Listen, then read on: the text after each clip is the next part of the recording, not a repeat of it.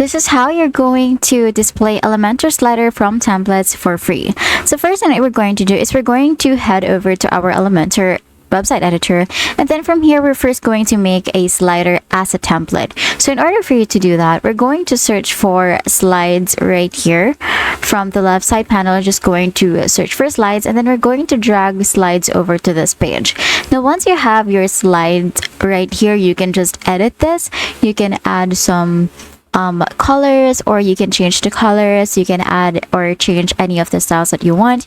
And then once you're done doing that, we're going to hover our mouse over the slide, and then we're going to right click on this 6 dots right here at this one. I'm going to right click on that, and then we're going to click on save as template. So this is actually a new feature. Now we're going to give this template a name. So for example, I'm going to name this some kind of a slideshow 1, and then I'm going to click on save. Now once I've hit on save, this template or this slide will be saved as a template in our WordPress editor. So I'm just going to delete this so I can show you how we can add it as a template. So first thing, we're going to head back to our WordPress, and then I'm just going to restart or to reload this page until the slideshow 1 shows up. And then from here, you're just going to make sure that you're on your templates tab from the left side panel. You can find it right here below the Elementor one. And then from here, you're just going to head over to the saved templates tab, and then you'll be able to find the slideshow 1 that we have just created.